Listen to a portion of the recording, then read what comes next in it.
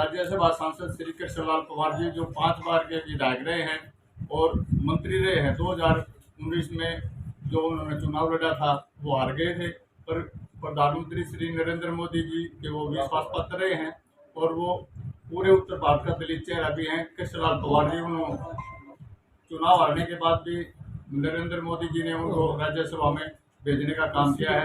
हम बात करते हैं श्री कृष्णलाल पवार राज्यसभा सदस्य। आप प्रधानमंत्री जी के और मनोहर लाल खट्टर जी के विश्वास पात्र रहे हैं, चुनाव हारने के बाद भी आप राज्यसभा में गए। बहुत बहुत धन्यवाद महिपाल जी। जैसे आपने कहा कि मैं चुनाव लूज करने के बाद भी राज्यसभा मुझे भेजा है।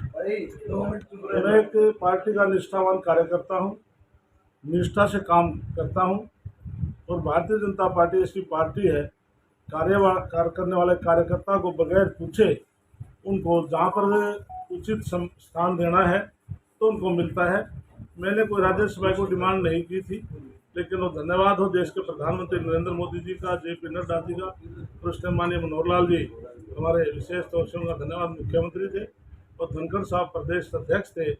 मुझे तो पता भी नहीं था, लेकिन मेरे पास तो धनखड़ साहब का और मुख्यमंत्री का फ़ोन आता है कि आप राज्यसभा के सदस्य चुने गए हैं। तो इसलिए मैं जिस पद पर भी रहा हूँ मैंने निष्ठा से काम किया है, इसलिए 5 बार विधानसभा में जाना ये जनता का ही आशीर्वाद था।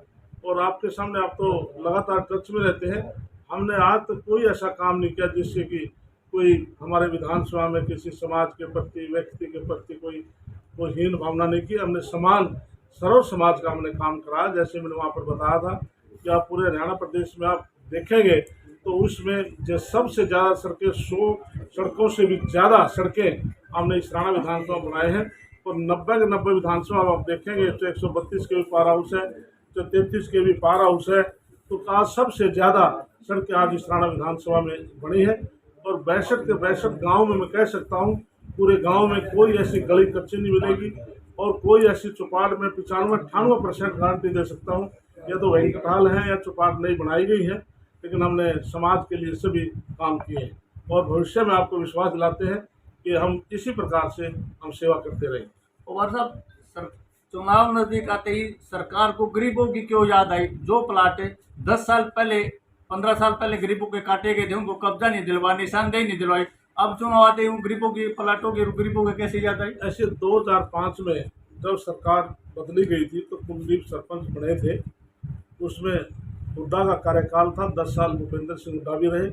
लेकिन 2014 में हमारी सरकार आने के बाद उसमें हमारा कोरोना काल का समय भी आया जिसमें कि हमारा पूरे देश में इसलिए डिस्टर्ब रहे। तो उसके बाद अभी माननीय मनोहर लाल जी ने पहले भी ये फैसला किया था, तय किया था कि इस तरह गरीब आदमियों का हक उनको मिलना चाहिए। लेकिन मैं नायब सैनी जो हमारे मुख्यमंत्री हैं उनका धन्यवाद करता हूं जिन्होंने पूरे प्रदेश में फैसला लिया है कि जो ग्राम पंचायतों ने जिन गरीब आदमियों को प्लाट दिए गए थे जिनको रजिस्ट्री नहीं हुई, कब्जा नहीं दिया, तो मैं कुलदीप सरपंच का धन्यवाद करता हूँ।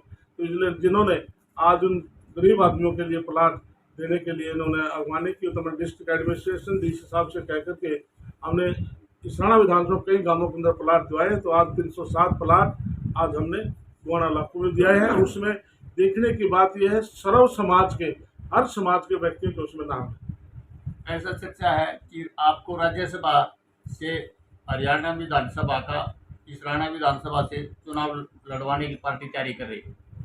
भारतीय जनता पार्टी ऐसी पार्टी है, संगठन जो कह देता उसको मान्य होता। तो अभी पीछे जिस प्रकार से लोकसभा के, विधानसभा के, जैसे राजस्थान था, मध्य प्रदेश था, कई स्टेटों के चुनाव थे, उसमें केंद्रीय मंत्री और मेंबर पार्लियामेंट को चुनाव लड़ाए थे।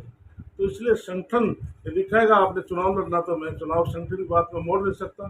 तो इसलिए संगठन सर्वोपरि है, जो संगठन कहेगा कृष्ण कुमार वही करे।